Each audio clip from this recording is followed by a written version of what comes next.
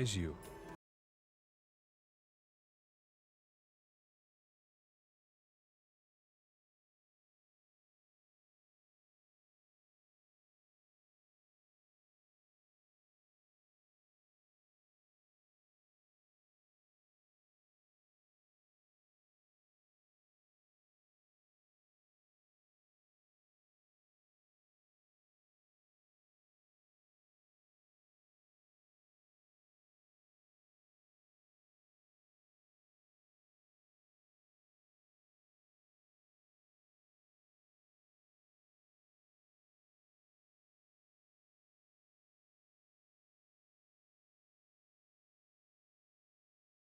Of world history. The stories in the Bible are the most powerful narratives.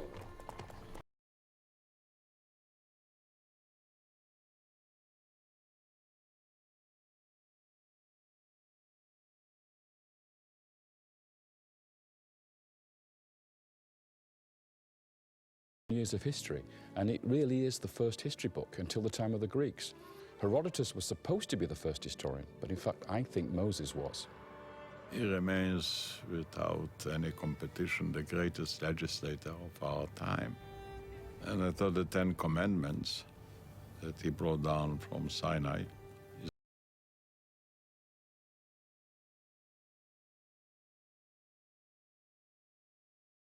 But against the idea that the biblical account is true are raised in protest. These voices say that the biblical narrative is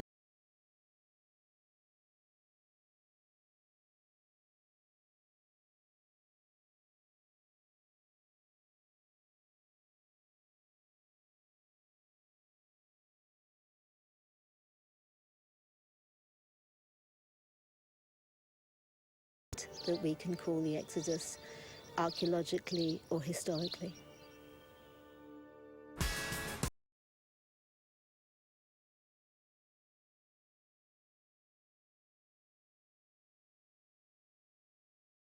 Right now, debating some of the most important questions with Rabbi David Wolpe, who leads one of America's largest Jewish congregations. In 2000,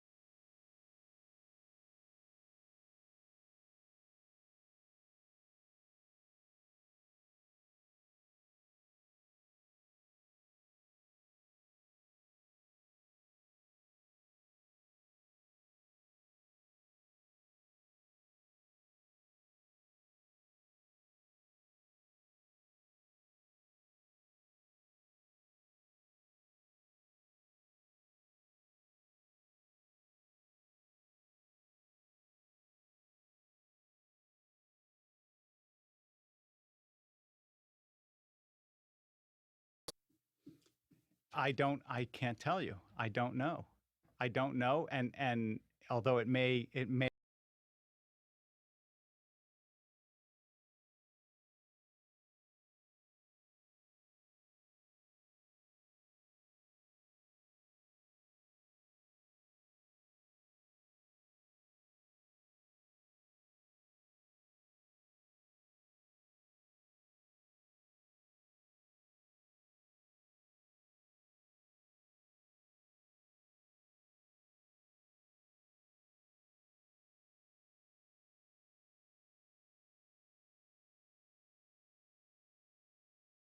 question that troubled a filmmaker from Minneapolis named Timothy Mahoney.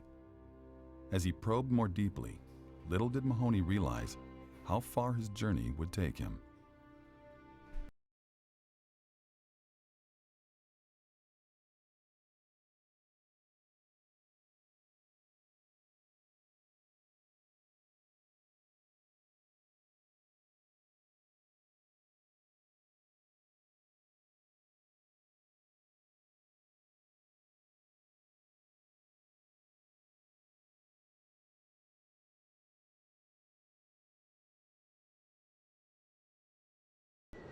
I was raised as a Christian, and I remember hearing amazing stories from the Bible as a child, and I believe them.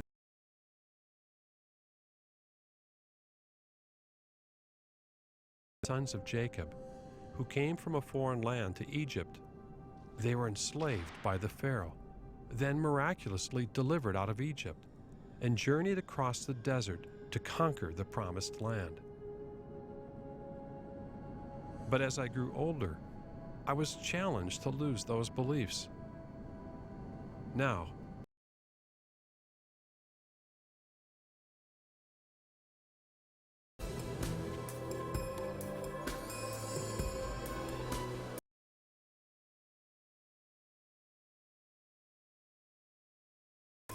The Exodus is believed by most scholars to have occurred in the reign of Ramesses II. Ramesses was Egypt's greatest builder king. Were these mighty monuments built on the sweat and toil of Hebrew slaves? if experts say there's no evidence during the time of Ramesses, why do they think he's the Pharaoh of the Exodus? I'm no historian, so I had to find a way to visualize how the history of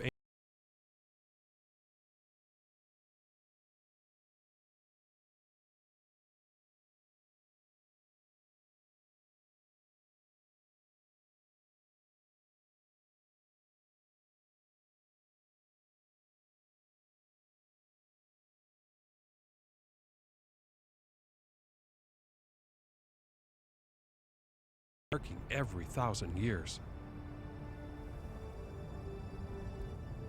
Over the course of 2,000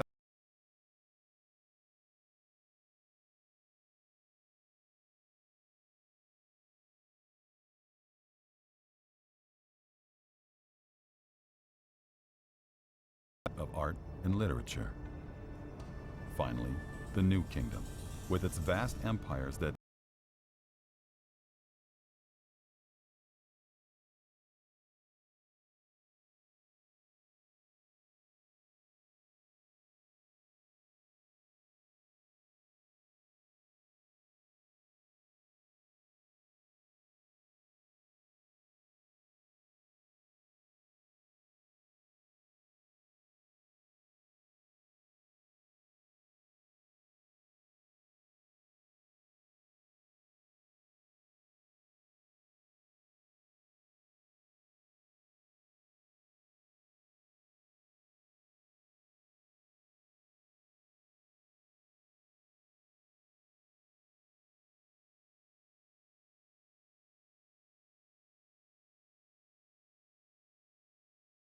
important city, which we know Ramses II built. It's being excavated even as we speak and continues to be studied.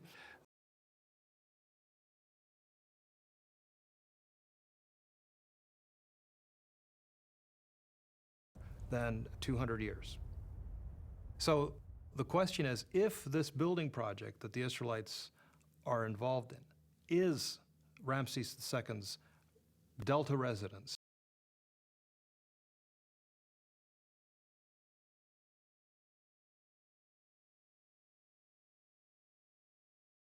can be confusing to work with because they move in the opposite direction to modern AD dates. The farther back you go in time, the bigger the BC number. So the Ramesses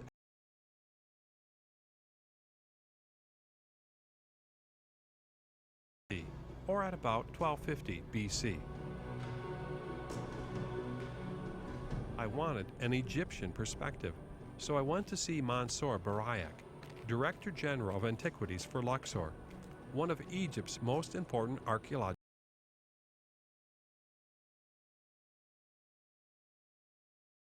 Israelites, or the Exodus in Egypt. Nobody knows what the sand of Egypt can tell of secrets. Maybe in the excavation we'll find some evidences. But so far, there is no documented evidence about the Exodus. But we know the Exodus from the Holy Books.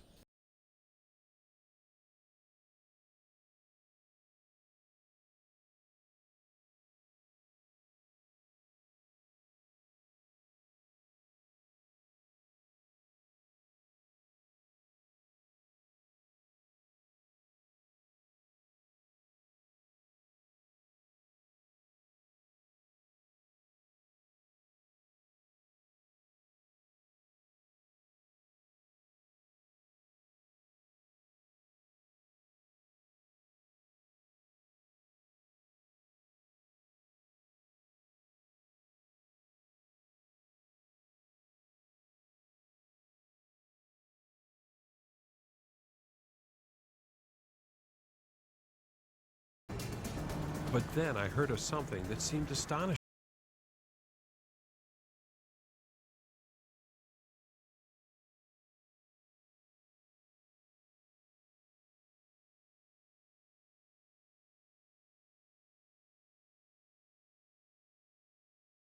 Egyptologists. Professor Manfred Bietak and his Austrian team have been digging in Egypt's delta for over 30 years at the site of Avaris.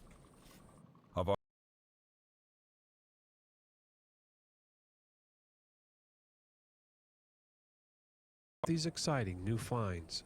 So we uncovered the remains of a huge town of 250 hectares with a population of approximately 25,000 to 30,000 individuals. These were people who originated from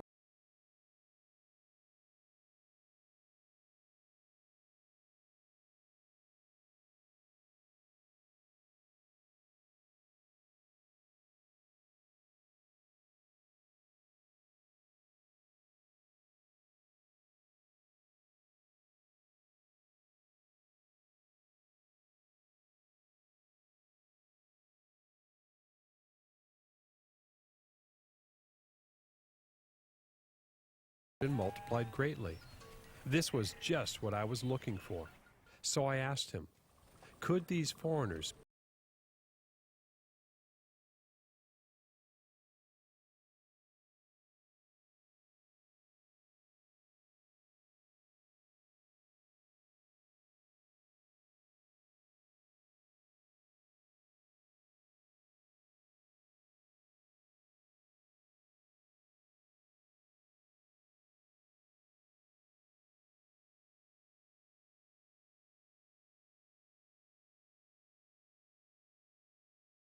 be the Israelites when they match the Bible story so well? According to my opinion, the settlement of the Proto-Israelites in Canaan only happened from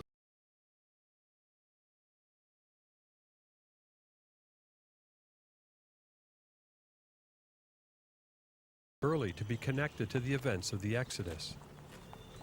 But this is profound.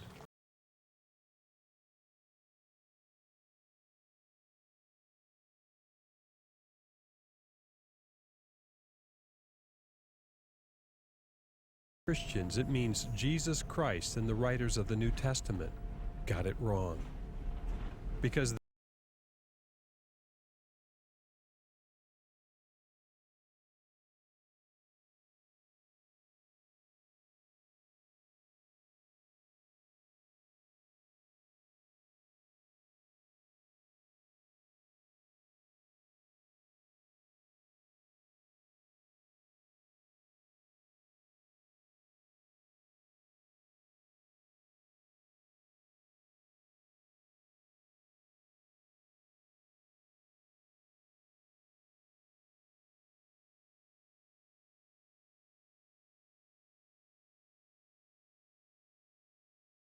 I've been believing in a lie all this time. And what about my kids and grandkids? What should they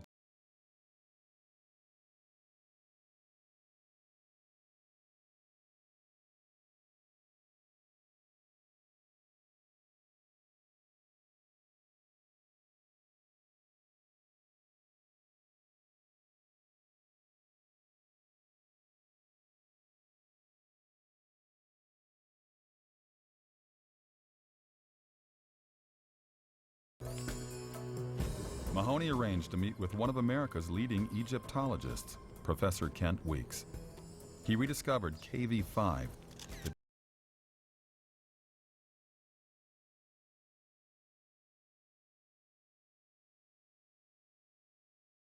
events. Ramses II is the pharaoh of the Exodus. How can we prove that? Chronology doesn't really help. The chronology of Egypt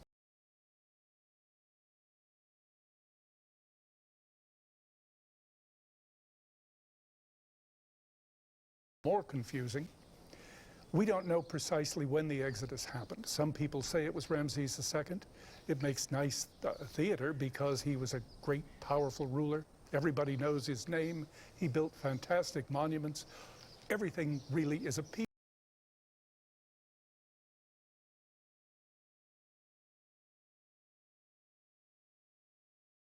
Ramses II is the pharaoh of the Exodus, but other Egyptologists disagree. Almost any pharaoh could be the pharaoh of the Exodus if we can prove there even was an Exodus. But if Ramesses wasn't the pharaoh of the Exodus, then who was? Looking for the Exodus in a different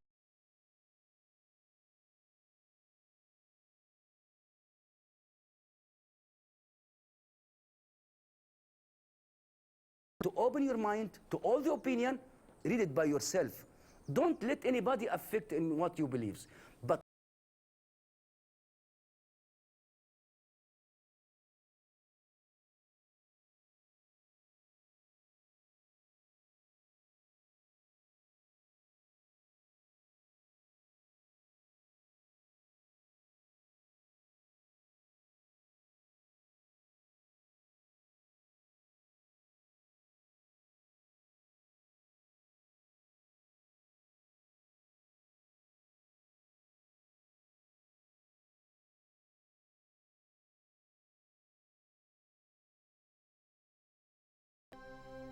The oldest accounts of the Exodus were written down in Hebrew in the first 5 books of the Bible, known as the Torah. I asked Rabbi Manis Friedman, a member of Judaism's Orthodox branch.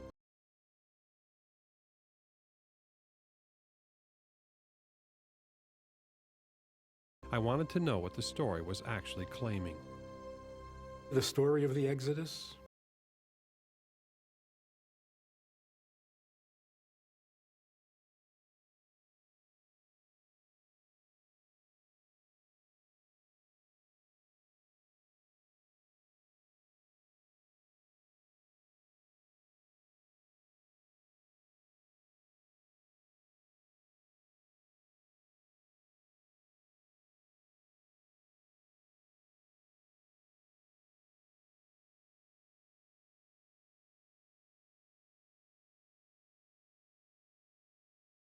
Through the length and breadth of this land, for I am giving it to you.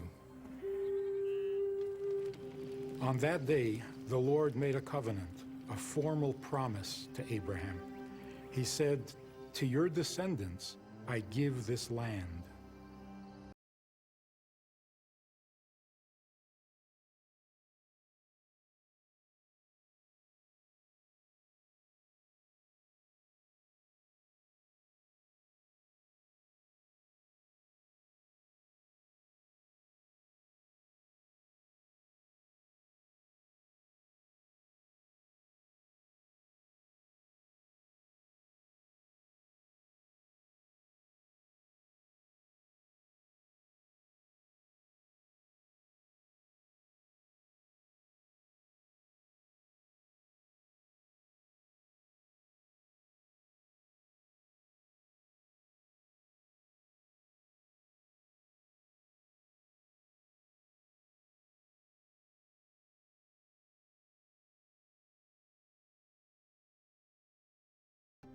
As my team and I looked more closely at this account, we could see that these biblical events formed a sequence.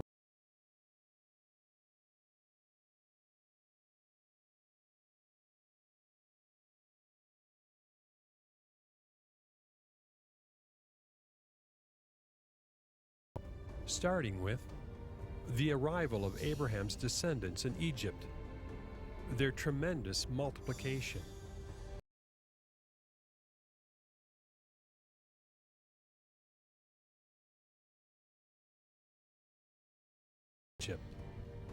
and finally in Canaan, their conquest of the Promised Land.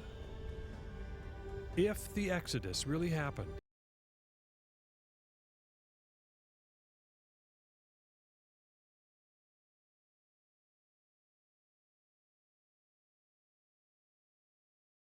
by looking for patterns of evidence, and a truly scientific approach looks for those patterns no matter where they exist.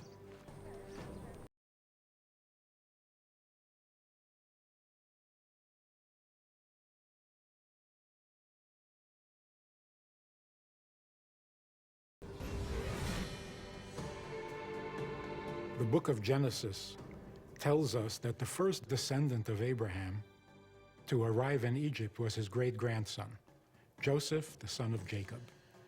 Joseph's brothers had sold him as a slave to a caravan of traders who brought him down to Egypt.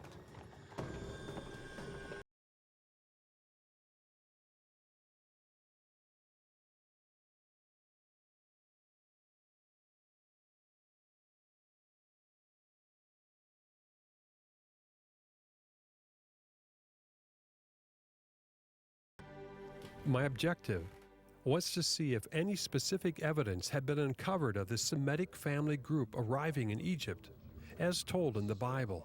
So far,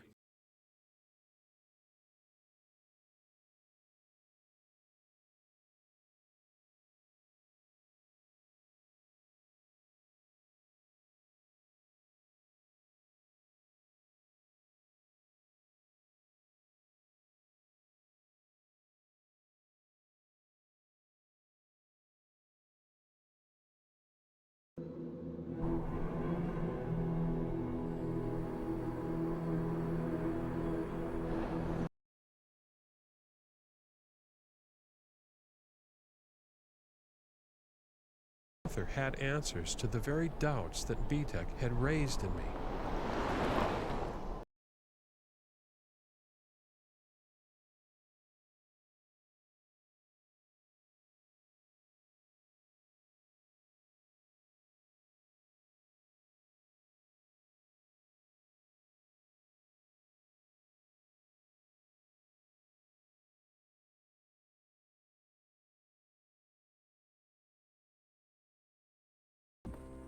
Yet, he clearly sees archaeological evidence of the biblical Joseph, Jacob, and the early Hebrews in the Nile Delta region of Egypt. Rohl believes that many Egyptologists have missed evidence for the Exodus because they have been looking for it in the wrong time period. While most scholars think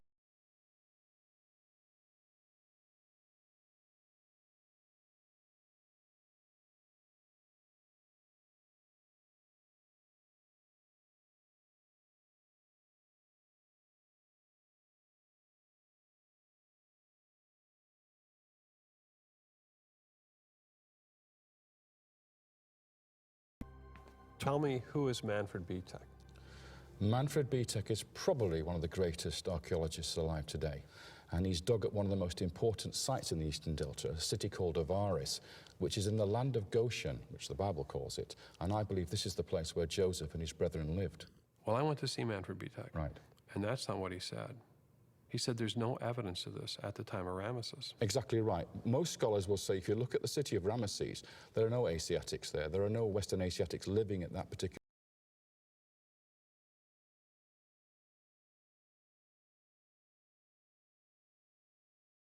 thing. I'm saying that this particular mention of the city of Ramses, the building of Ramses, is what we call an anachronism. It's something that's been added into the text later by an editor.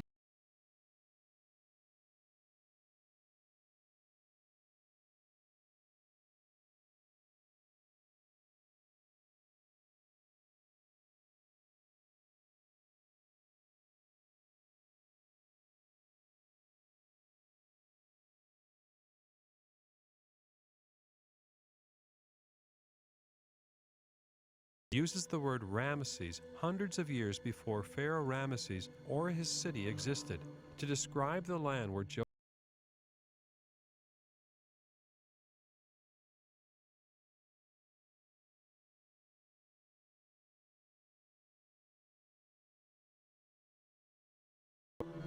Now this Avaris is the city which lies under the biblical Ramesses.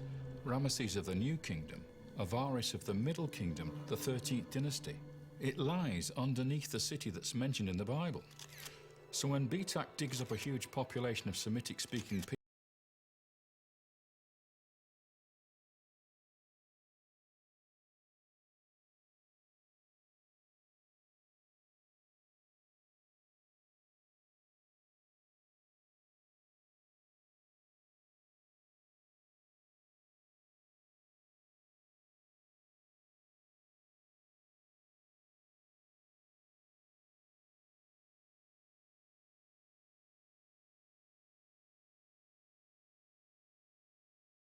type of house is found in North Syria, the area where Abraham came from.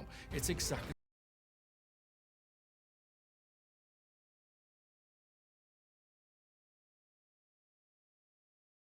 they all went back to get their brides from there. So the culture that turns up in Egypt at the end of the 12th dynasty seems to have come from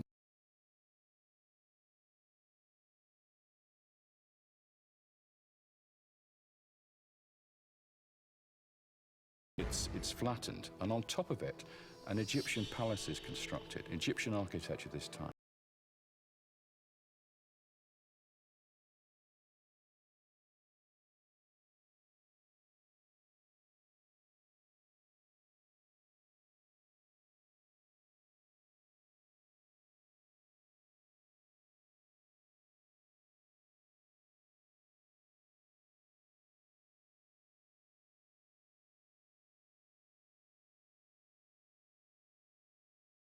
chapels on top of them.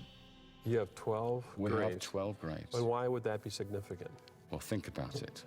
How many sons did Jacob have? Yeah, How many tribes were there? 12 tribes. Exactly.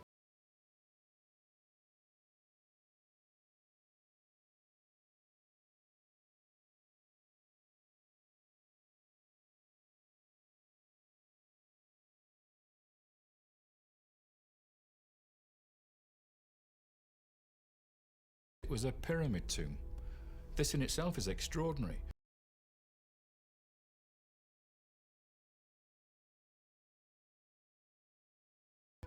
Even so, he was honored with a king's burial.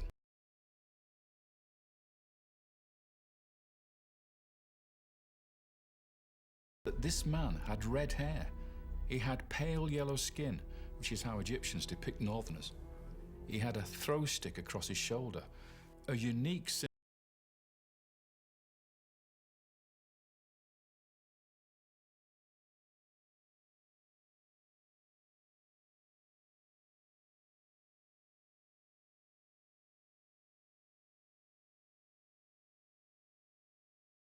As a gift, which shows that he was the favorite of the father.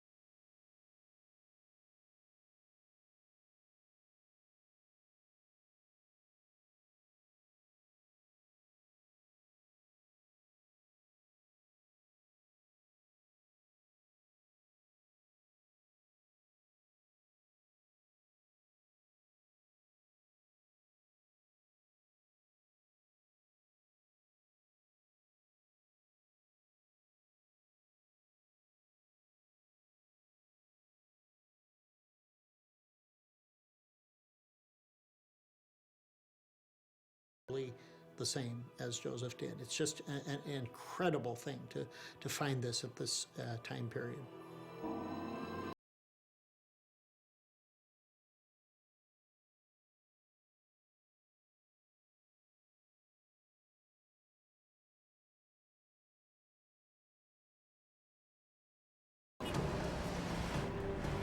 The Exodus was a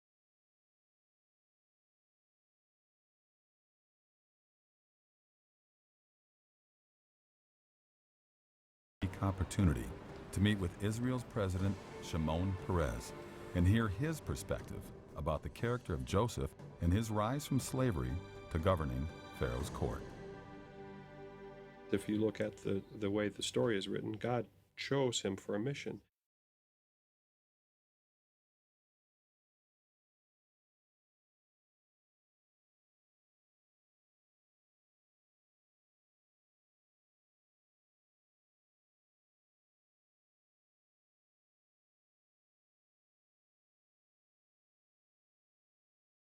empire in the vicinity. He conquered the heart of everybody he saw, men and women.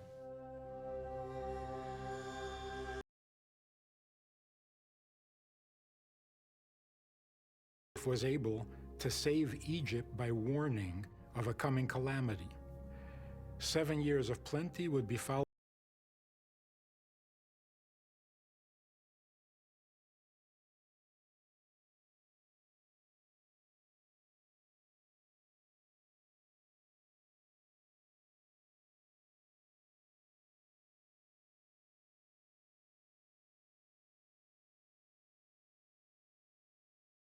cows, and then 7 lean cows come out and devour the fat cows. It's an extraordinary story, but the clue here is that these cows are coming out of the Nile. It's the Nile itself which is the cause of both the plenty and the famine.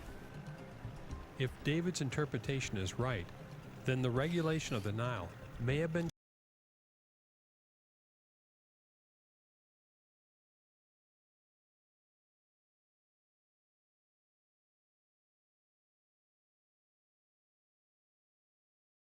back thousands of years as far as we can tell. Why do you think that that canal has that name? Because I think he made it. I think it was under his instructions as Vizier of Egypt that that canal was cut, and it was cut to divert half the water from the Nile.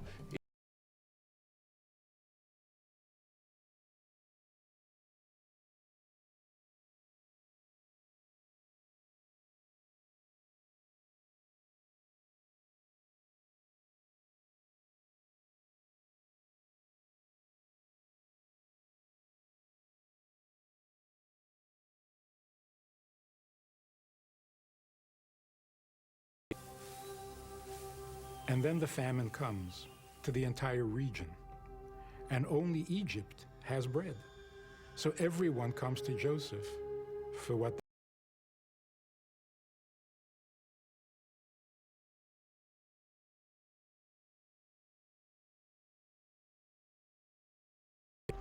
So Pharaoh, by the end of the 7 years, owns everything.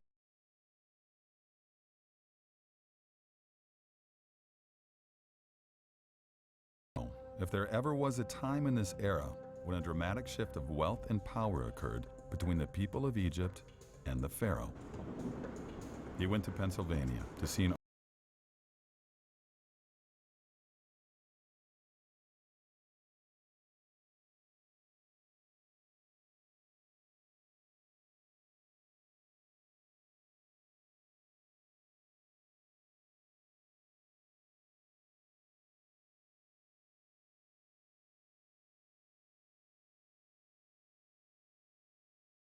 Gnomes had tremendous wealth and tremendous power. We get to a point in Egyptian history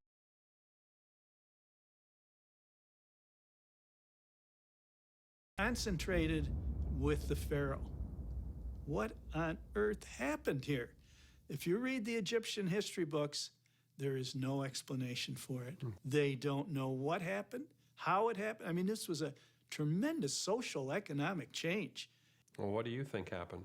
Well, we have the answer in the Bible, and it's Joseph's famine policy, and he brings the wealth into Pharaoh, and it fits exactly with Egyptian history. David believes these events occurred during the reigns of 2 important Middle Kingdom pharaohs. This key time is during the co-regency between Senusret III and his son Amenemhat III. I believe this is the time of the famine, and that Amenemhat was Joseph's pharaoh. Amenemhat is depicted with worry.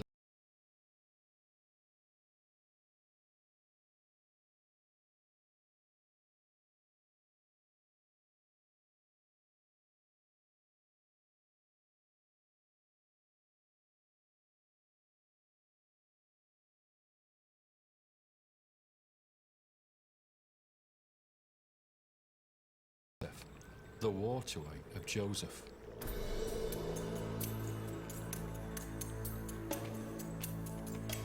The amount of archaeological evidence matching the first step of arrival in the biblical the Syrian-styled house that appeared in the Delta along with a palace fit for royalty, whose occupant was a high Semitic official from the Canaan area. who wore a multicolored coat. The waterway of Joseph, contemporary with the rise of Avaris.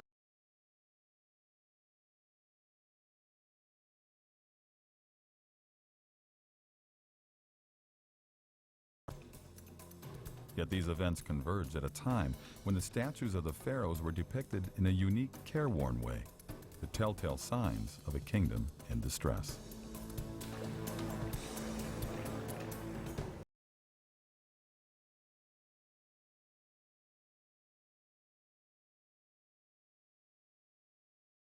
They're much too early to be Israelites. I'm basically saying, well, why not call a spade a spade?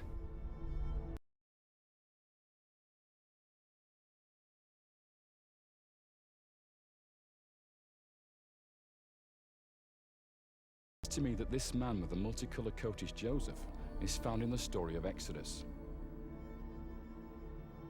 When Joseph is on his deathbed, he tells his brethren that when they leave, they must take his body with them to the promised land. What matches the story even more incredibly is that pyramid tomb was empty when the archaeologists found it. There was nothing in it at all apart from a few fragments of this smashed statue. There were no bones, there's no mummy beads, no coffin wood, nothing. It was cleaned out.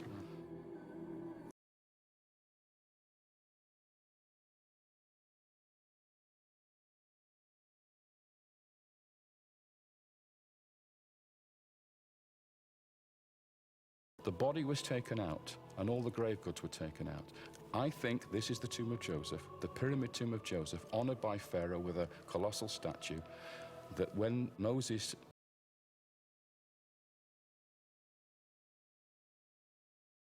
to the tomb and take it to Shechem and bury him in the promised land.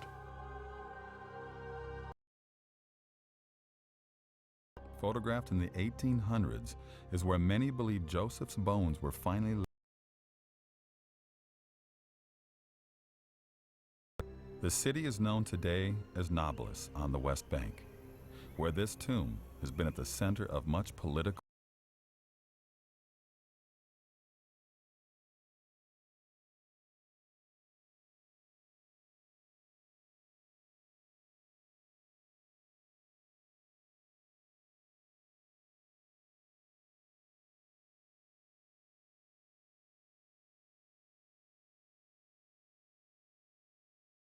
At this stage, I didn't care. I was determined to stick with the guidelines of the investigation, looking for a pattern of evidence, wherever it might exist.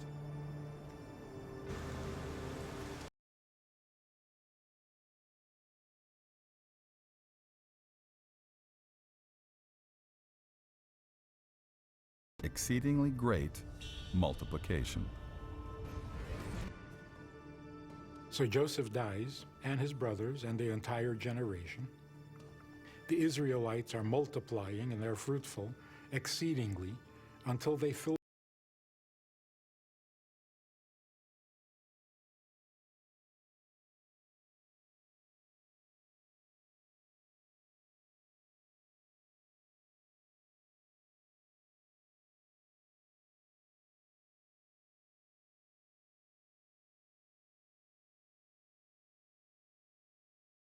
A city of foreigners in the Egyptian Delta, and it's been allowed by the Egyptian state.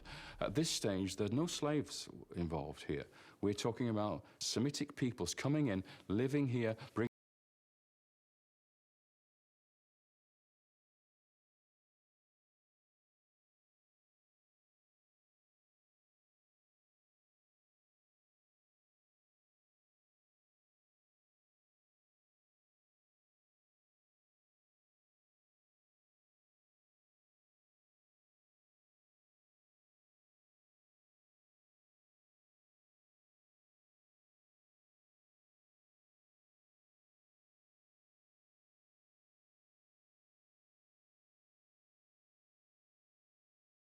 from a Canaanite in Egypt, culturally speaking anyway.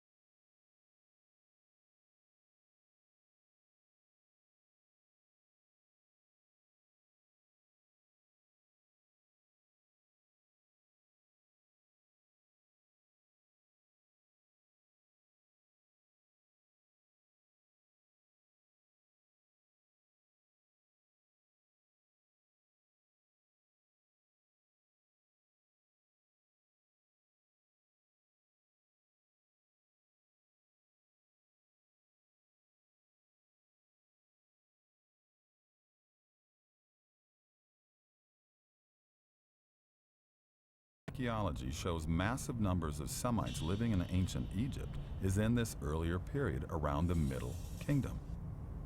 This is strikingly different from the New Kingdom and the time of Ramesses, when there is no evidence of this.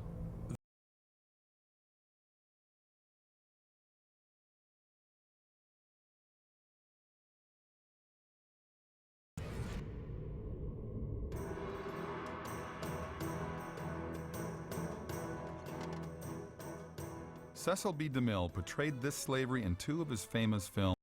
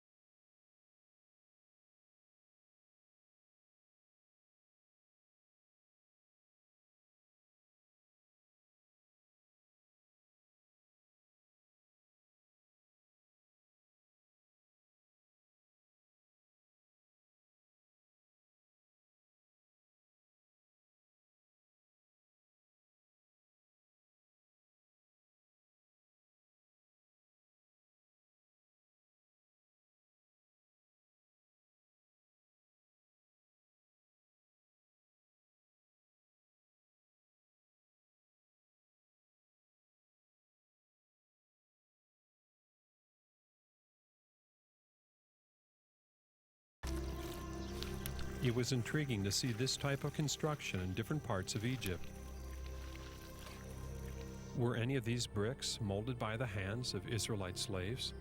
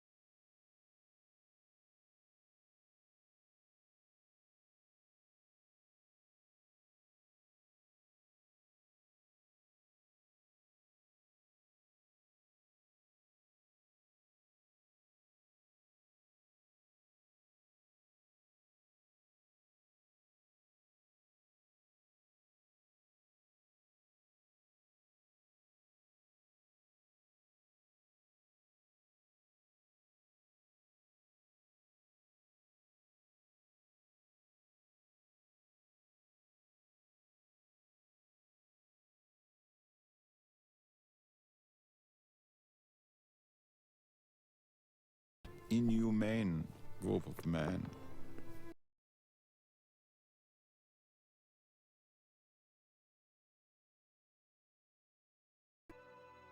The Bible then tells us that the more the Hebrews were oppressed, the more they multiplied, and the more they spread throughout the land of Egypt.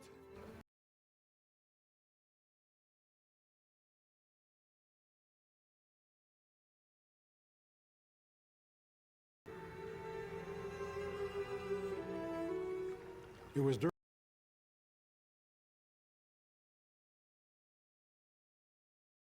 a basket and floats it among the reeds of the river Nile.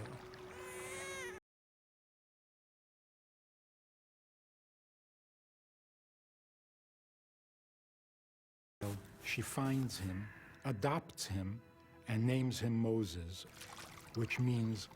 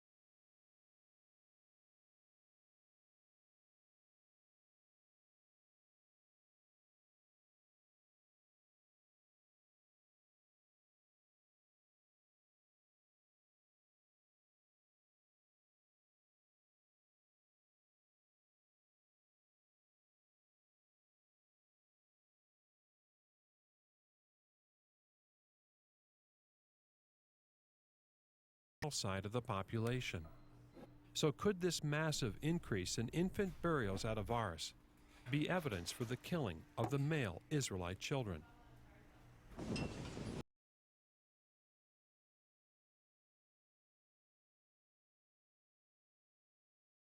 It could have meant the murder of thousands of innocent boys.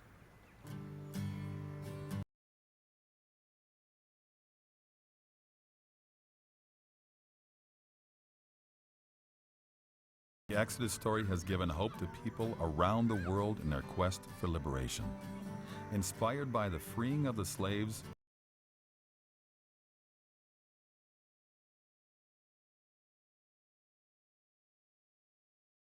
on a myth?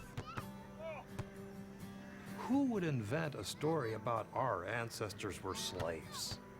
That just, I can see people saying, our ancestors were princes, our ancestors were great merchants, our ancestors were,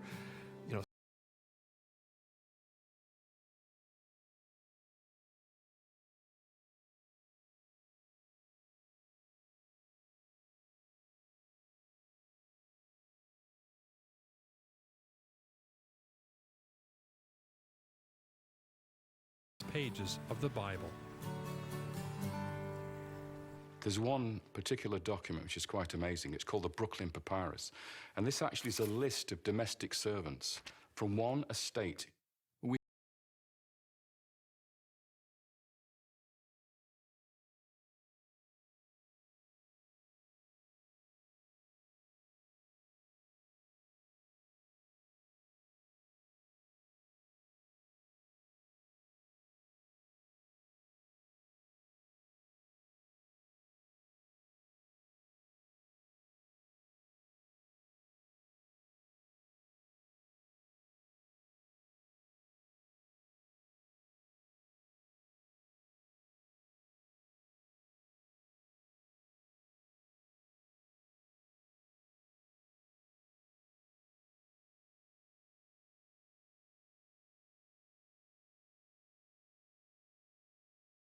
Were in Egypt as slaves. It's when you get a text, suddenly you've got history. Archaeology, you have to interpret. When you have a text, this is something very different.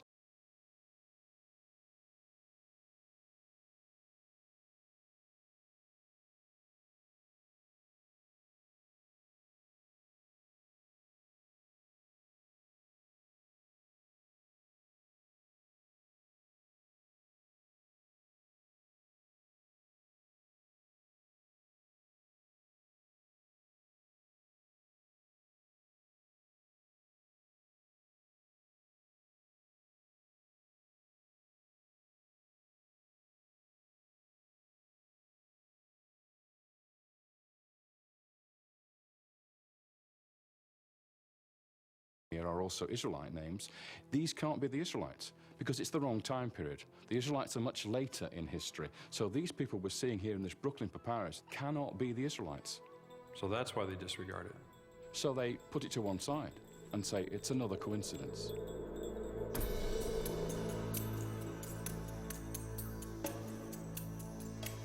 So there appears to be strong evidence matching the multiplication and slavery steps of the biblical sequence. Indication of a rapid expansion of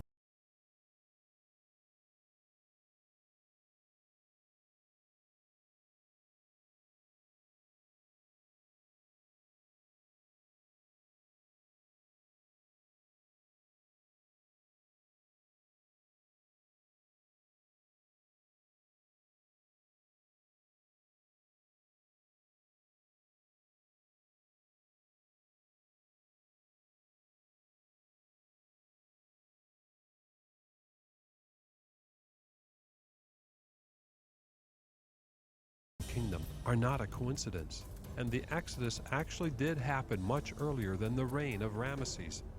To see if that's the case, I would need to look more closely at the details of the biblical story concerning the next step of the sequence, the judgment of Egypt and the Israelites' deliverance from bondage.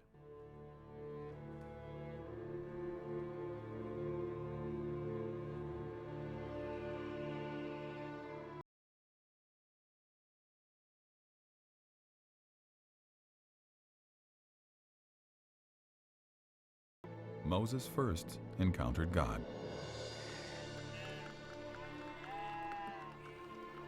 Moses sees a bush.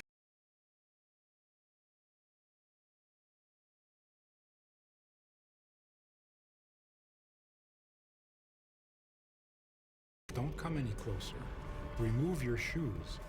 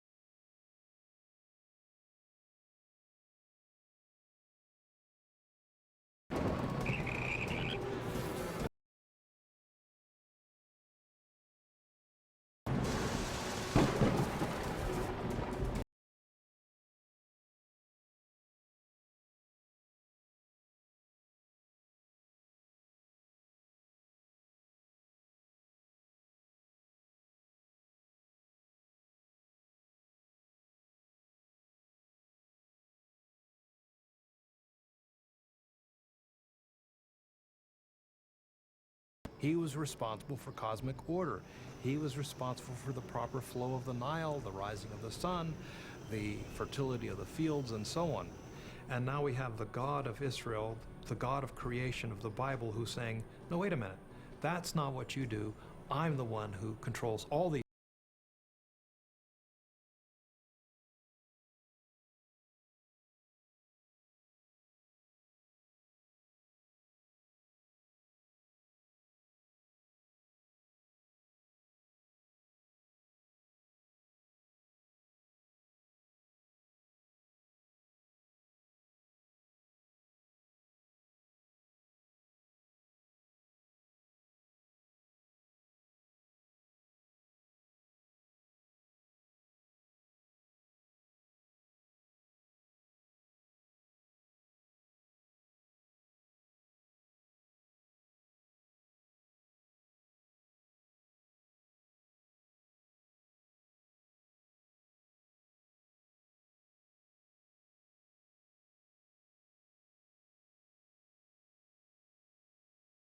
upon civilizations in the last 3,000 years. Moses was the greatest revolutionary of all time. Remember that in antiquity there were grand empires that were based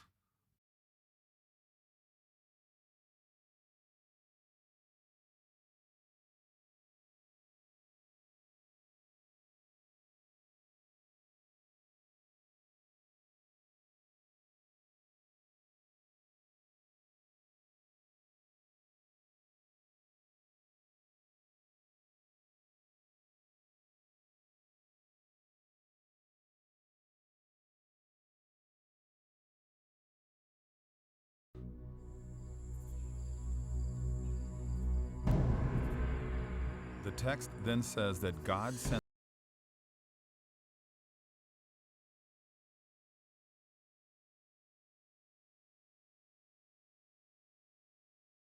the Lord told the Israelites that each household was to slaughter a lamb and mark the doorpost with the blood of the lamb. And on that horrible night, death passed over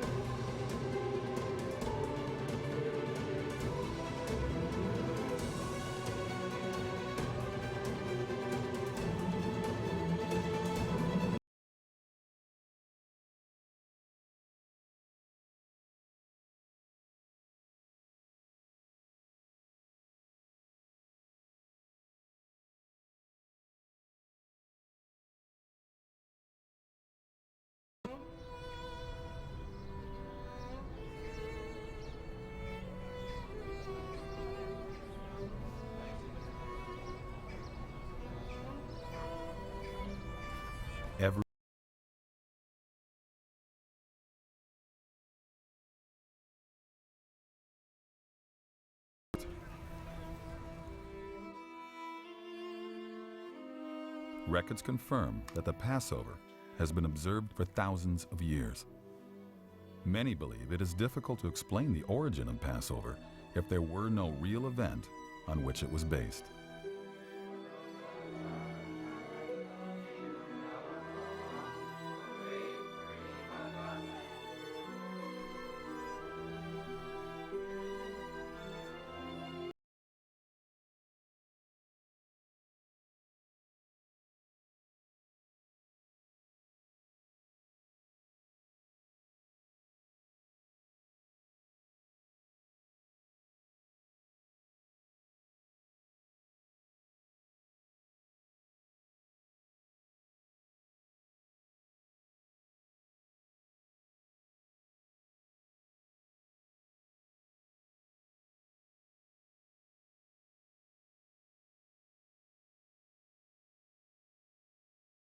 Conditions of history, God the Lord had in some way made possible through Moses our liberation.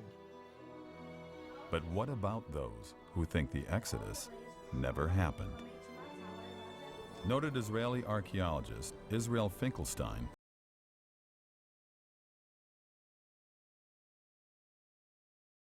the Bible unearthed. He has argued that the Exodus did not happen in the manner described in the Bible.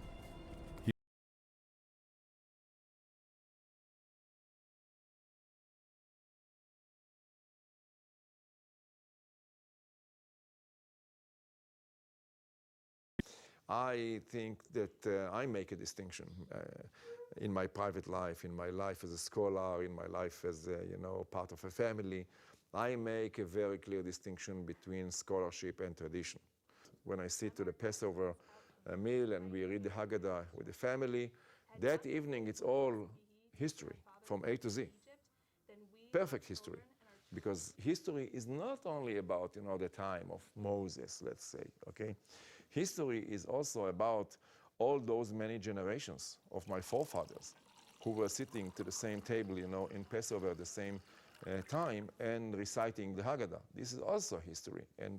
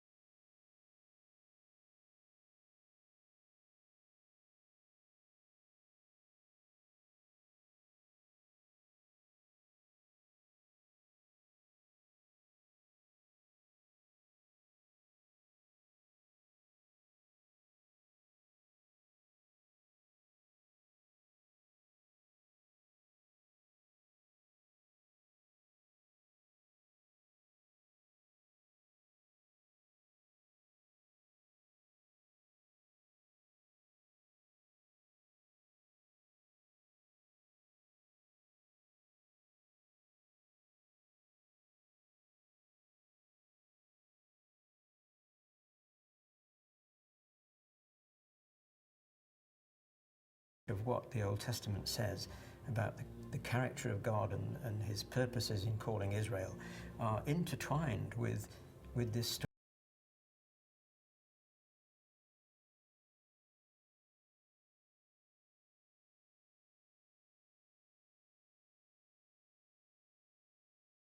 A decade of searching. This is what it comes down to. Or is it simply the traditions of a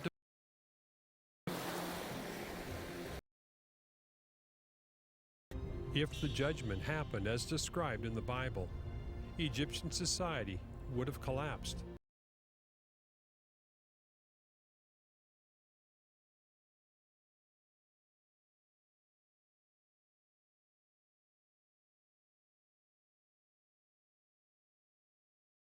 Defeat 40 years after the Exodus.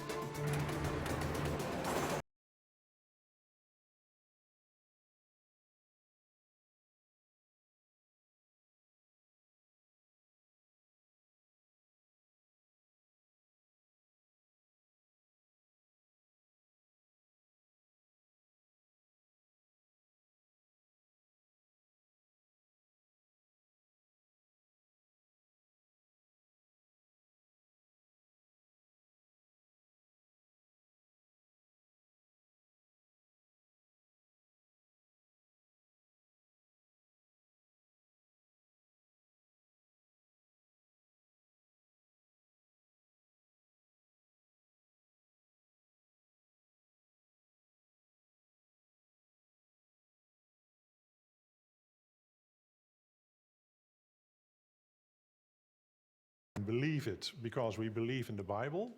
There are no Egyptian sources that describe it. There are no other documents, there are no archaeological sources that could prove this took place as a mass exodus.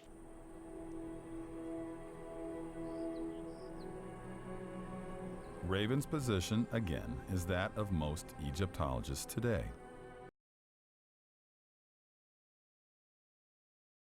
This Egyptian document bear a remarkable resemblance to the plagues of the Bible, only from an Egyptian point of view. Written by a scribe named Ipuwer, the papyrus known as the Admonitions of an Egyptian Sage poetically describes a series of calamities and the chaos that followed. Ipuwer. We don't know who he was, but he was obviously somebody in the position to address His Majesty, the King. There's only one copy of this specific text, and that is here in the Leiden Museum. It's a very, very vivid report, or would-be report, of what happens to Egypt when the central power falls away. Many believe a collapse of Egypt's power is exactly what would have happened due to the plagues of Exodus. And as I compared the book of Exodus to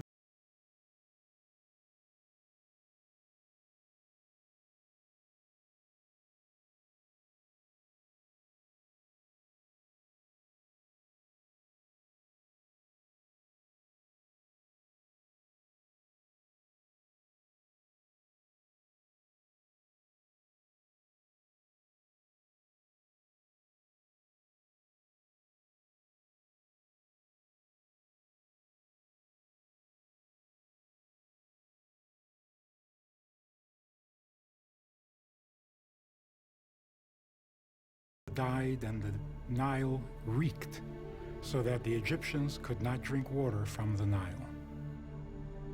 The river is blood. If you drink of it, you lose your humanity and thirst for water.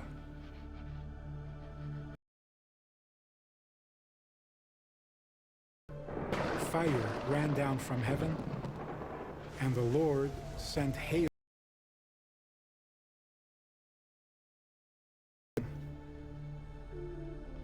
Gone is the barley of abundance. Food supplies are running short. The nobles hunger and suffer.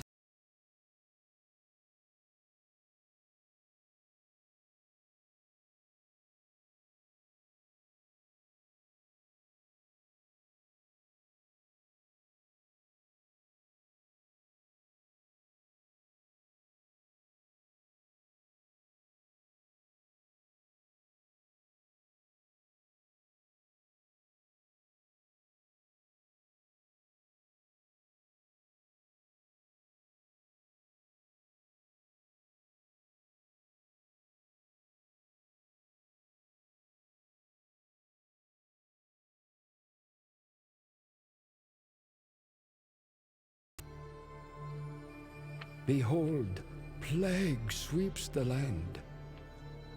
Blood is everywhere. With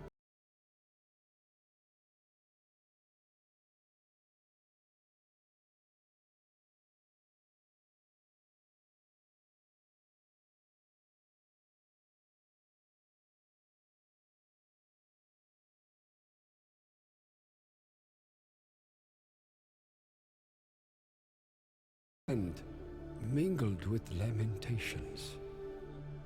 All the time we have to convince ourselves that this person can't have seen all this. He imagined.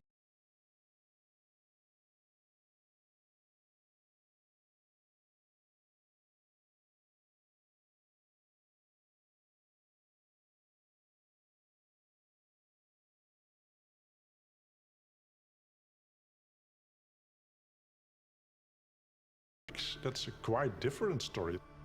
Whether this happened. And again, yes, God was angry and punished the Egyptians, but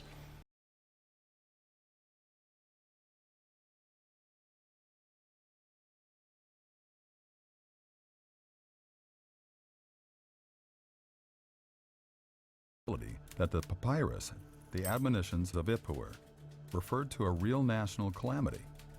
Agreeing with other scholars, she stated the following. The description of chaos in the admonitions is inherently contradictory, hence historically impossible.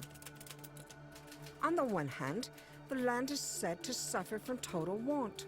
On the other hand, the poor are described as becoming rich, of wearing fine clothes, and generally of disposing of all that once belonged to their masters. However, when you read the biblical account, it becomes clear how this appears.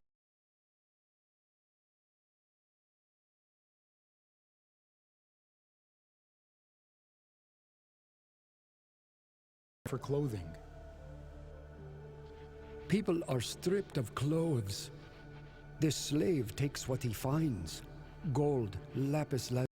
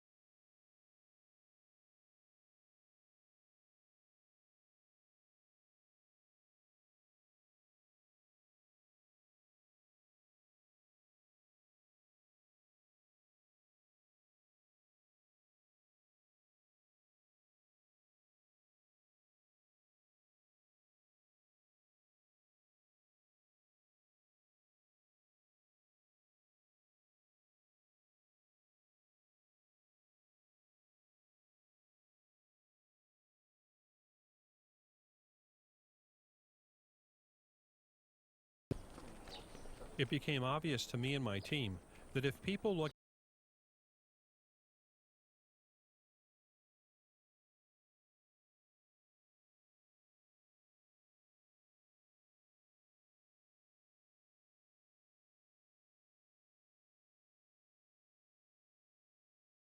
the university professors who've been convincing the world to dismiss the Bible have been doing so based mainly on this one issue, chronology, the dates assumed for the Exodus, and the lack of evidence at the time of Ramesses II. But if it happened long before his time, then it means they're all wrong.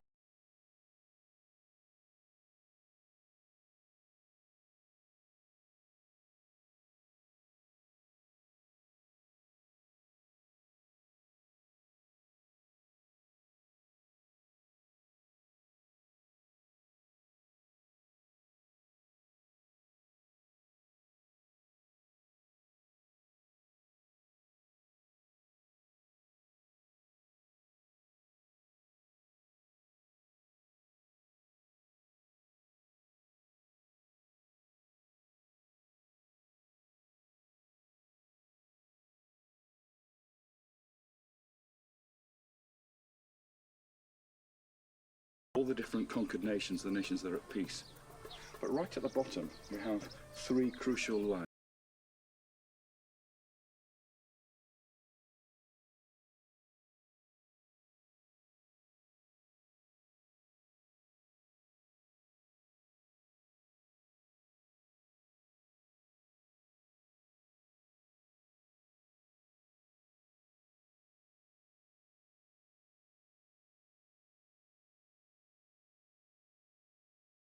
Israel, are these two figures here, these two seated figures of a woman and a man, and three strokes underneath. These three strokes mean plural.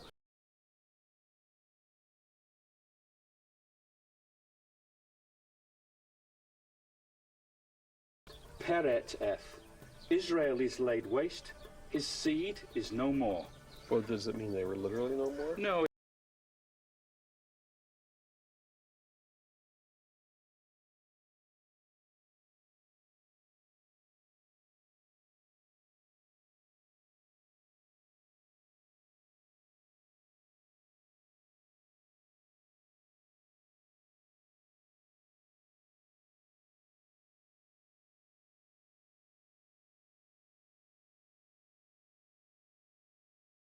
period of Moses and Joshua. They seem to be a political entity. This monument doesn't fit the idea of Ramesses being the pharaoh of the Exodus because it was written shortly after his death.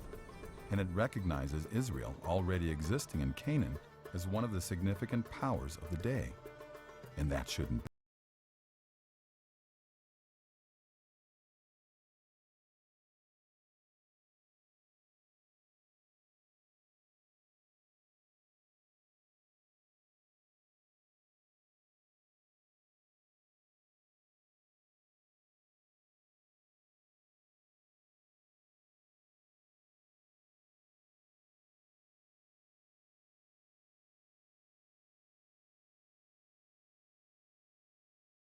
Israel. It's called the Berlin Pedestal. It's in the State Museum in Berlin, Germany, and this is something that's just now being studied and discussed by scholars. On the base of this Egyptian statue, they showed Mahoney name rings, each representing an enemy defeated by Pharaoh in the region of Canaan. So would these have been captured people? Realize that pharaohs all the time exaggerate, to say the very least. So is he bragging? He's bragging. Okay. He's bragging. He's saying, I've conquered these people, I control these people. This is the one that's caused all of the excitement because you have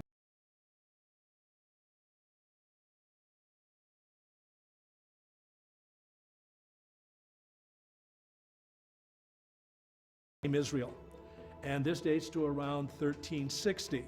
This makes the late date of the Exodus an impossibility. This is 100 years earlier. This is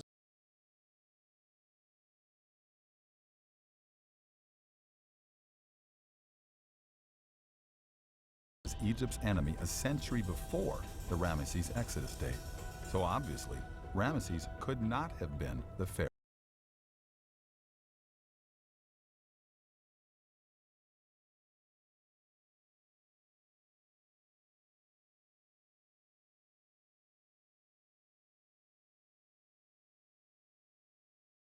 Of power that would match the biblical judgment of Egypt. I don't see any evidence that during the reign of Ramses II there was a significant decline in the strength of the army, in the economic well-being of the country.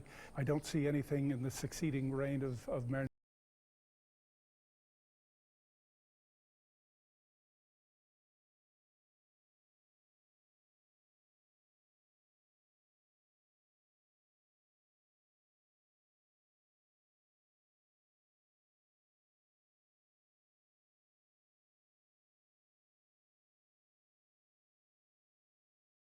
Of years before Pharaoh Ramesses ruled.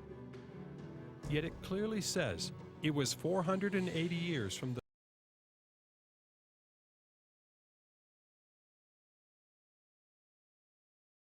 Solomon began his reign in 970 BC. So 400.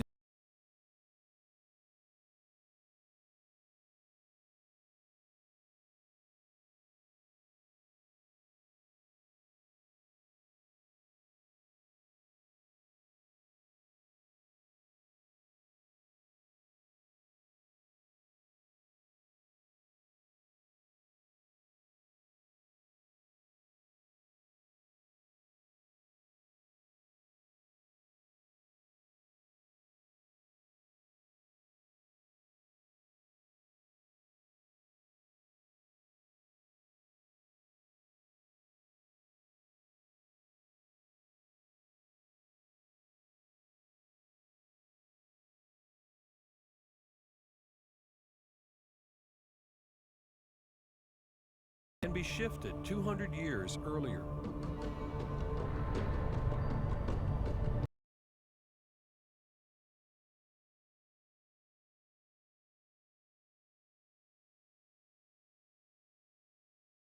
But my challenge isn't over, because this new biblical date, around 1450 BC, still leaves the events separated from the Egyptian pattern by 200 years. I was determined to find an answer for this, and to do so, I would continue to explore the pattern that seemed to exist in the earlier period.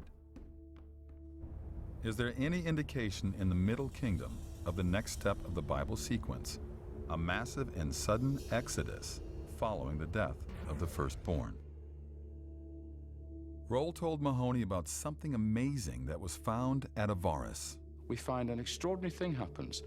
The archaeologists have been digging this area, suddenly find lots of pits in the ground. And in these pits are bodies, and they've been tossed into these pits. They're not buried formally. They have no grave goods or anything like that. These bodies are tossed on top of each other. They're lying strewn. You have hands and legs crossing over. What is happening here? What is going on? BTAC thinks it's actually some sort of plague that's happened. A dramatic event where suddenly they have to bury people very quickly because of contamination of the living population. Sudden, all these Semitic peoples who were living there suddenly get up, they pack their bags and they leave, and the whole mound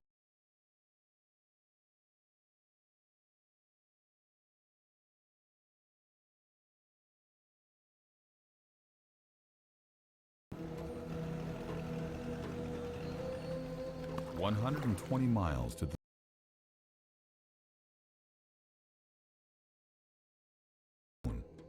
excavators found a walled and guarded settlement, which supported a large Semitic population. They also found documentation of slavery.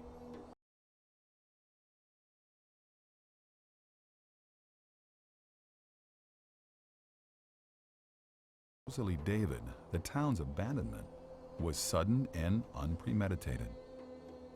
Their goods were found in the streets and houses of Cahoon, exactly where they were left, before being buried by the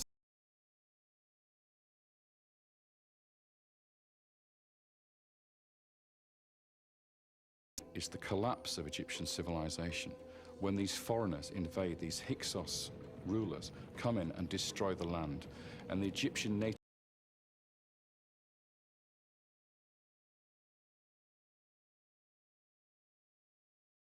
happens once in 1,000 years of Egyptian history.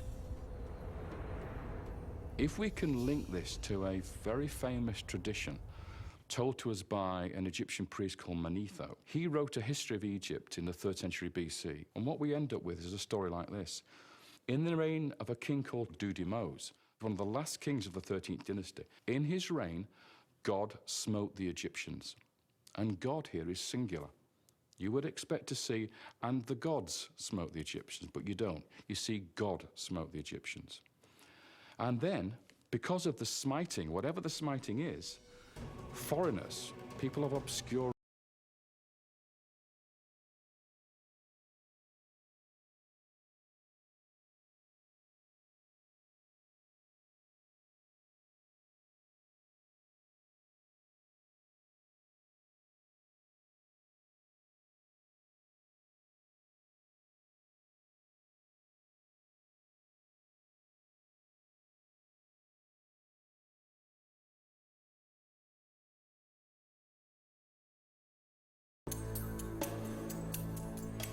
The earlier pattern of evidence for the Judgment and Exodus steps includes a Middle Kingdom papyrus that describes events remarkably similar to the biblical plagues, grave pits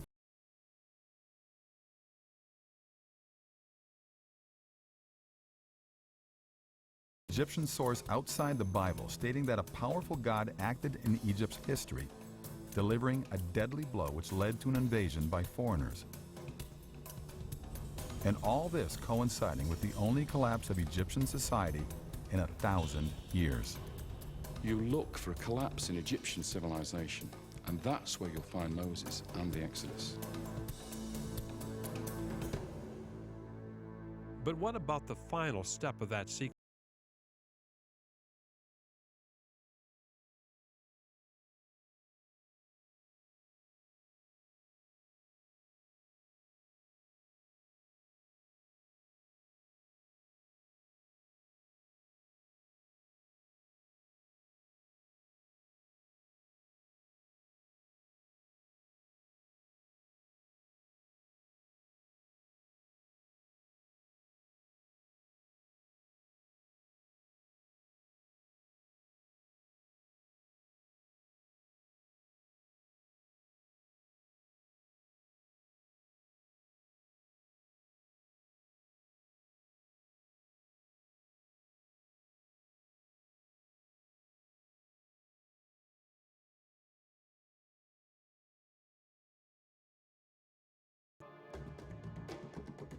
The land of Canaan was very different from Egypt. It was a land ruled by many independent city-states with names like Hatzor, Jericho, Hebron, and Arad. The history of these cities has been divided into two major time periods.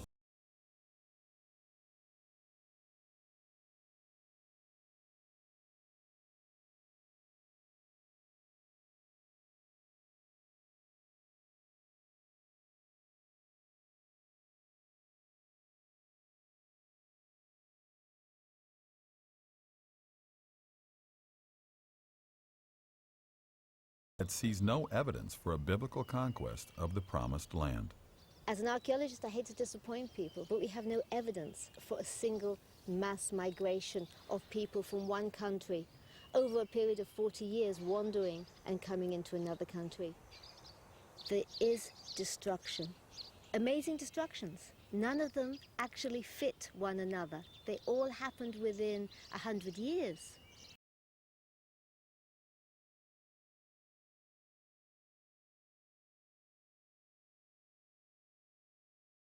Many places which are mentioned in the Joshua, in the conquest story, specifically mentioned, as major places in Canaan, were excavated.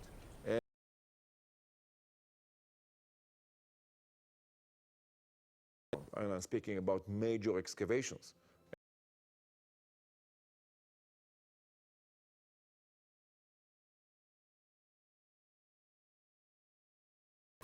If it really happened in the late Bronze Age. But again, what if it happened in the earlier Middle Bronze Age?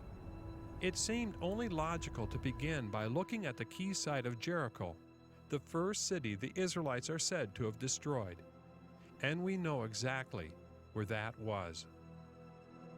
Major archaeological excavations.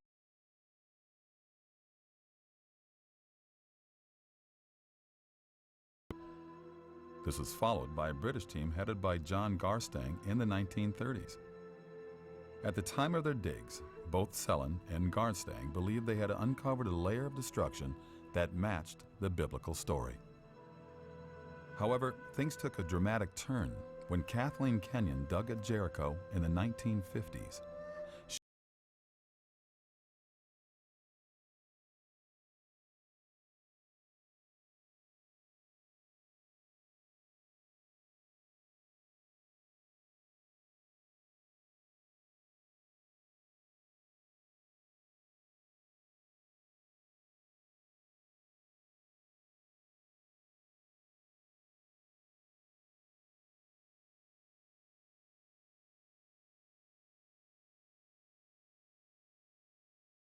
In the 13th century, they'd have found almost nobody there, no walls to collapse. It just wouldn't have fitted the biblical narrative.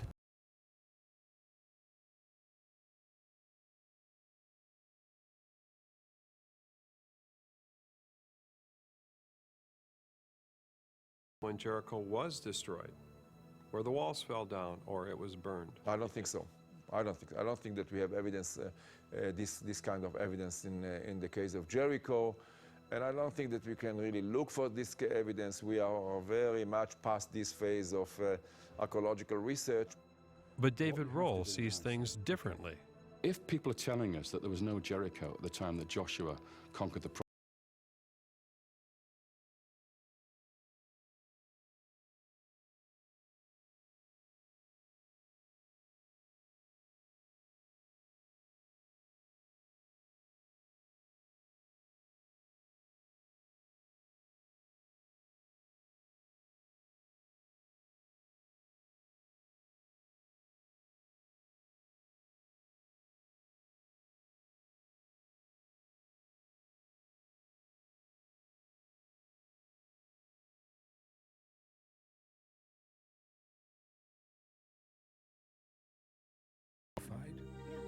Rachav hid the spies and aided their escape to the mountains.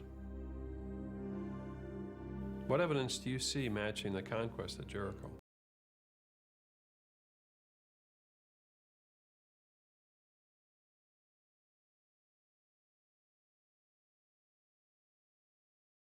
That the Tell that the city's built on was surrounded by a great earthen rampart protected by a brilliant defensive system. At its base was a stone retaining wall more than 15 feet high, with a defensive extension wall of mud bricks rising higher still.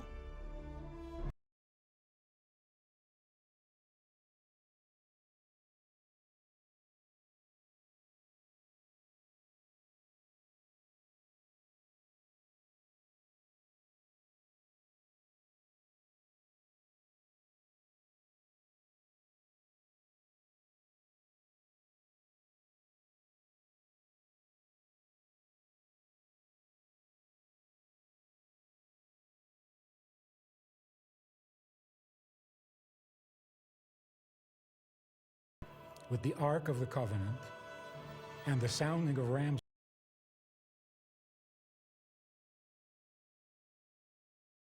long blast on their horns.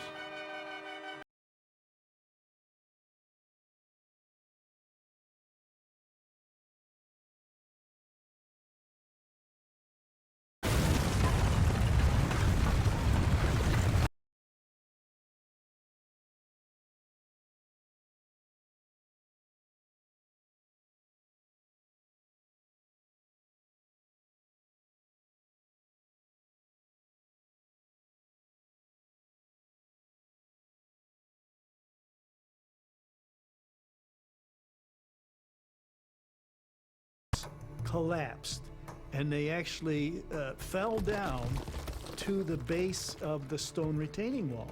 Kenyon describes it very clearly and in detail in her excavation report, and then we're told they set the city on fire. And that's exactly what we find. Jericho was massively destroyed by fire.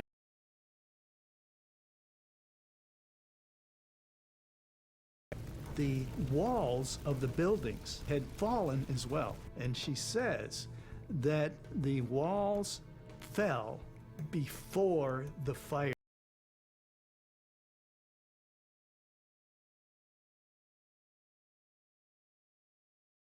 Then the city being set on fire by the Israelites. Excavations at the site uncovered clear evidence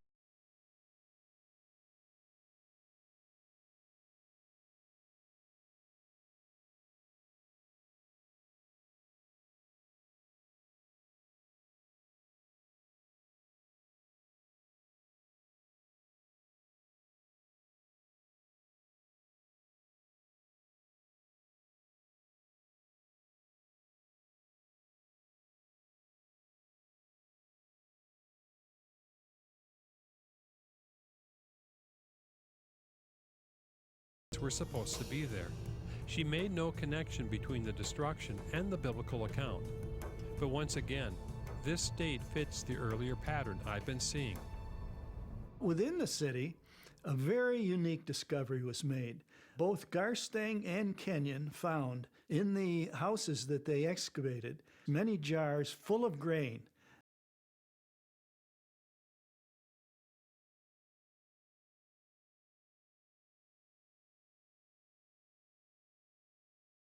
Biblical account point to an event that happened sometime in the spring. Harvest is gathered in, the grain harvest.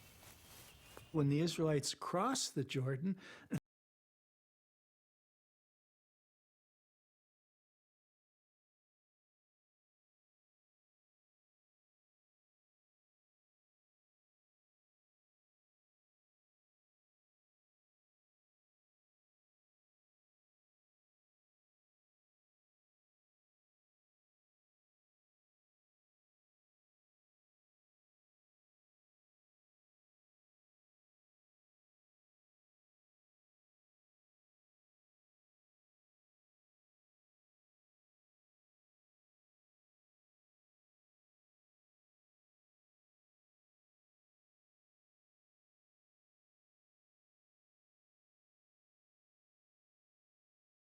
Hiding the spies, they promised her that she and her family would be protected when they attacked the city.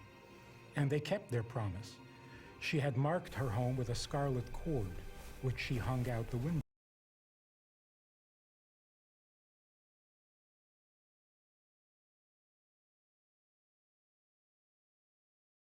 came across the actual archaeological report that the German excavator of Jericho, Ernst Sellen,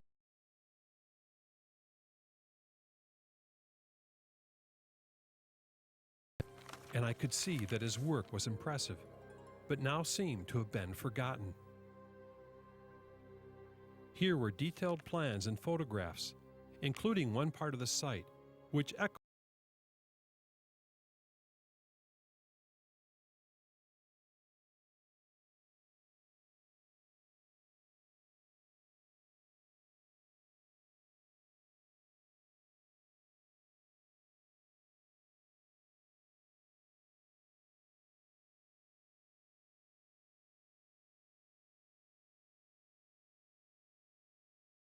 did not fall in this area.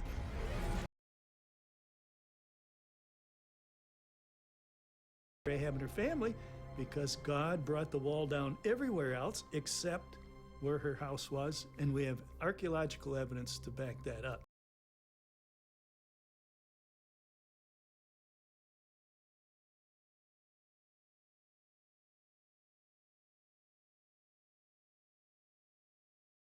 I cannot plant it in the ground. I have analyzed it and compared it to the Bible, and I say, wow, it matches exactly. That's science. Look at your evidence and come to a conclusion based on the evidence.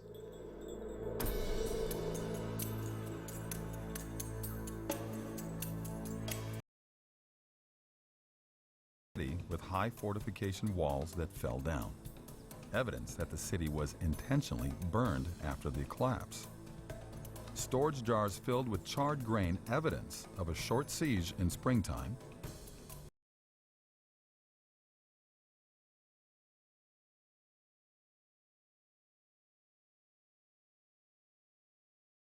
Biblical account, Joshua spoke a curse against anyone who would rebuild the city of Jericho. And the archaeology shows that after the destruction, the city of Jericho was indeed abandoned for centuries. But of course,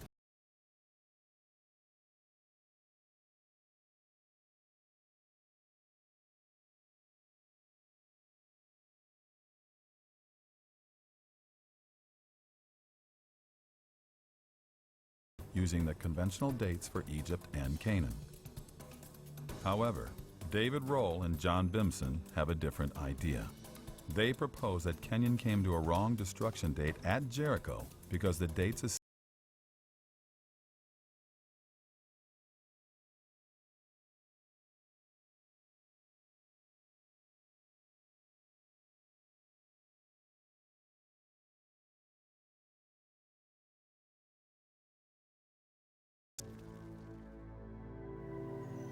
But there's more to the conquest than just Jericho. Spies had reported that Canaan was a beautiful land, flowing with milk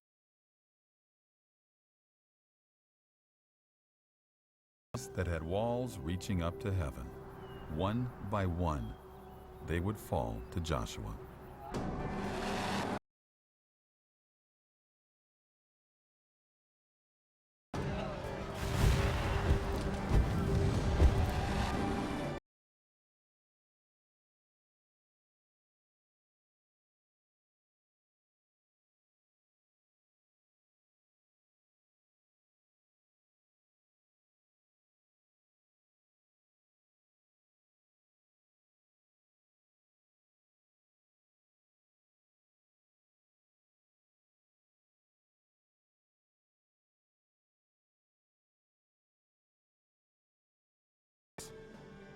We found tablets in the Middle Bronze Age palace belonging to a king called Jabin, and that's the name of the king that Joshua actually stuck his sword into in the story.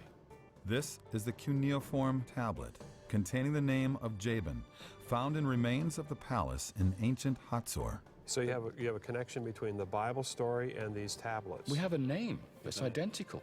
We have a tablet coming out.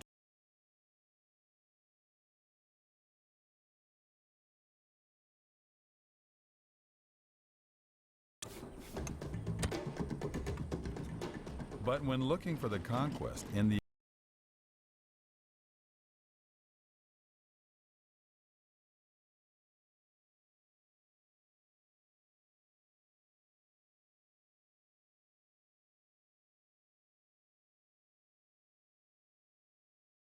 ruins. This has been a key factor in the current skepticism over the biblical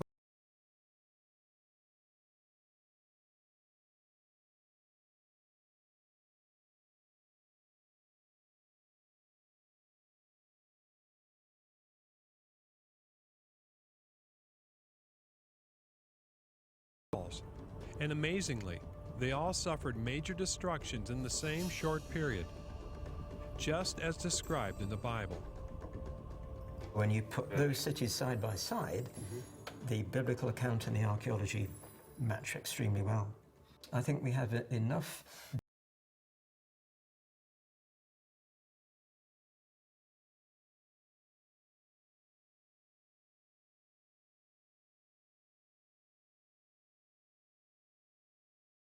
the beginning of the sojourn in Egypt, the slavery, Moses and the Exodus, the conquest of the Promised Land is all there in one nice, neat line, but it's way too early.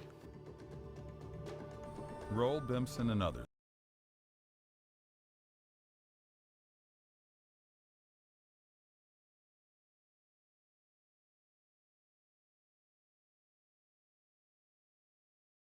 of Egypt's history be shifted forward on the timeline by centuries. And all of a sudden, these things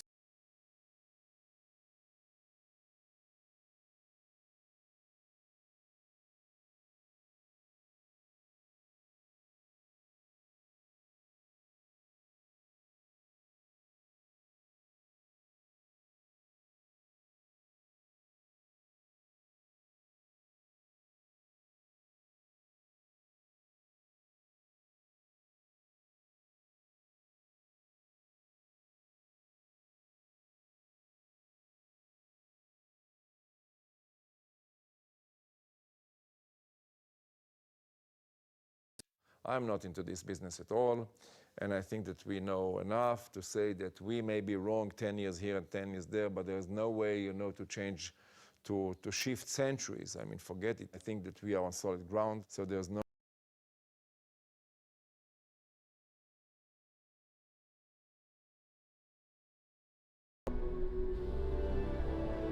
What was I supposed to do now? Hoffmeyer and Finkelstein ignore it. The fact is,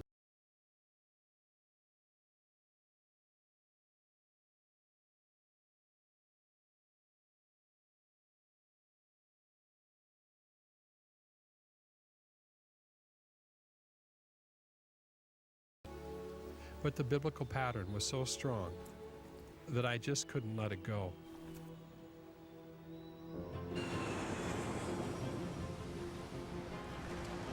Mahoney's researchers uncovered a lead that led him to Oxford University. On St. John Street is the Griffith Institute, one of the greatest storehouses of Egyptological documents in the world.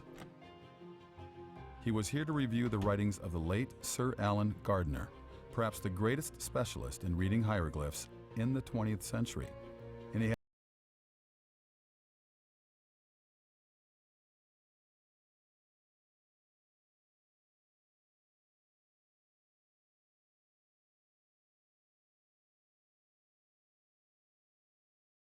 following a path that he had helped to clear.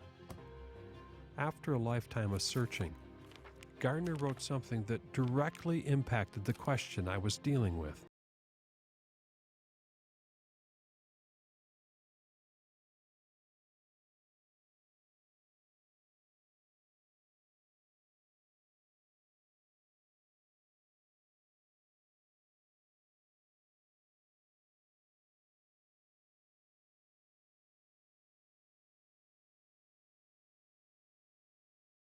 If all we have are rags and tatters, how sure can we be about the dates? Alan Gardner said that what we have is rags and tatters. Is that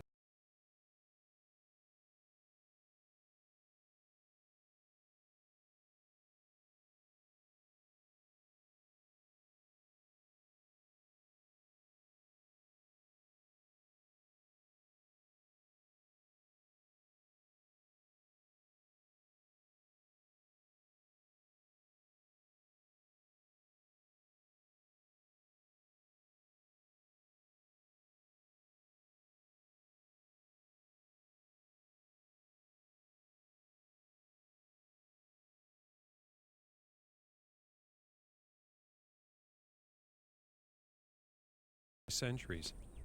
But the reality is, a shift wouldn't just affect Egypt, because the archaeological dates for Canaan and the surrounding region are all dependent on Egypt's history. When all is said and done, it's the Egyptian chronology that underpins everything else that's being done throughout the rest of the known world.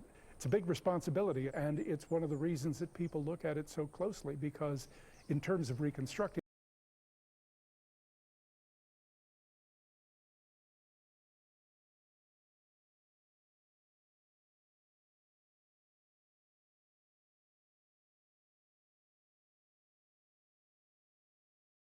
because they're connected. But a lot of people don't want to do that. No, because Egyptian chronology has been assumed to be fixed now for a very long period of time. So the whole idea of taking it apart and starting again is anathema to most Egyptologists. Mm-hmm.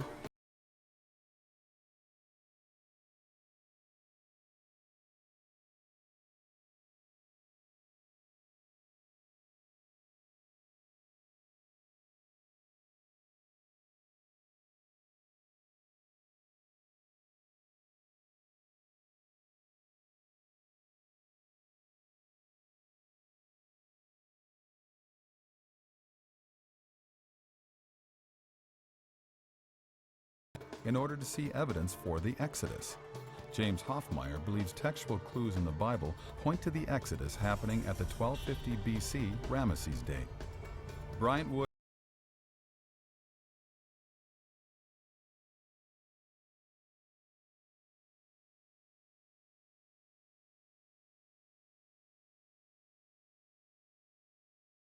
Israel appearing as a nation in Canaan. So an exodus of some kind must have taken place. But the only place that I saw a pattern matching all the steps was in the Middle Kingdom, not the New Kingdom. And if that's not a coincidence,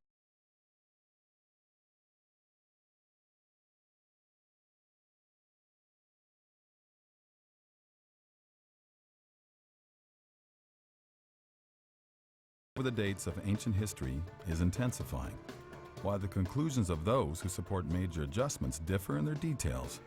They're all of the same mind that these things are worth.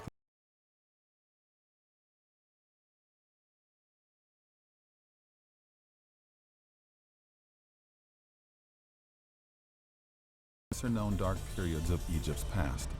They think scholars have miscalculated their lengths, causing distortions in the dates for everything before them.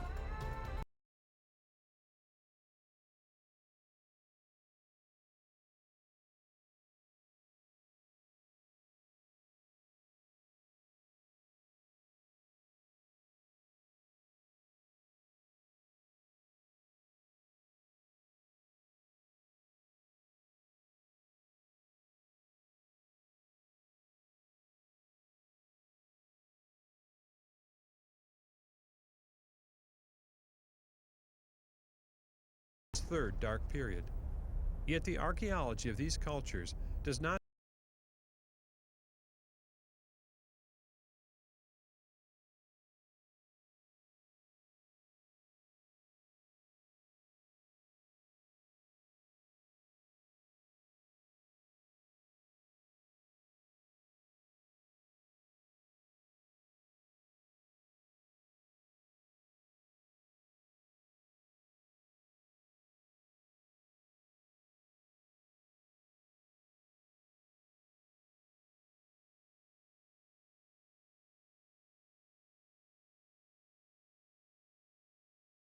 different way. And that's the exciting bit, because that's when we suddenly start to find evidence for the biblical story. It's startling to think how significant this could be, because chronology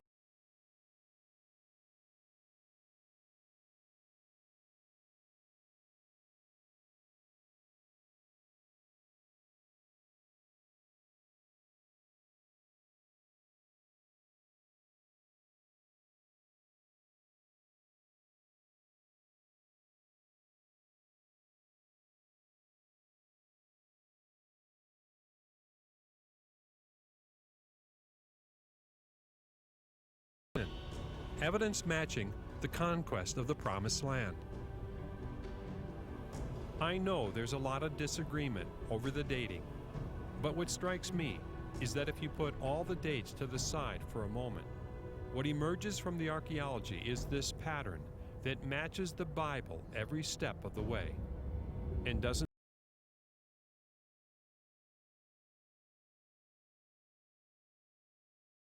established conventions will not allow these connections to be made.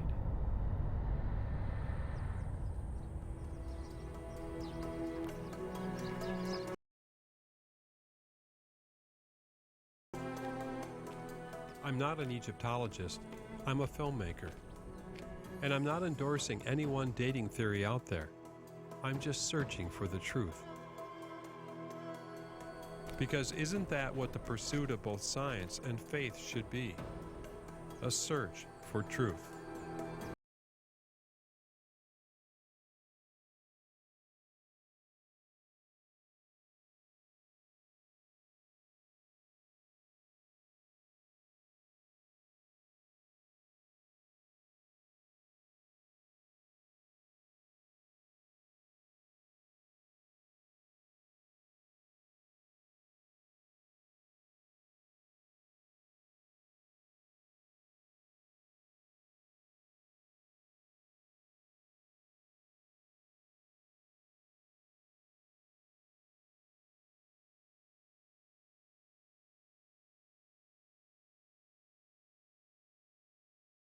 I had to ask that same question to myself. Was I willing to follow this story to where it really led? And we just felt that, you know what, we just had to let people know what the truth was.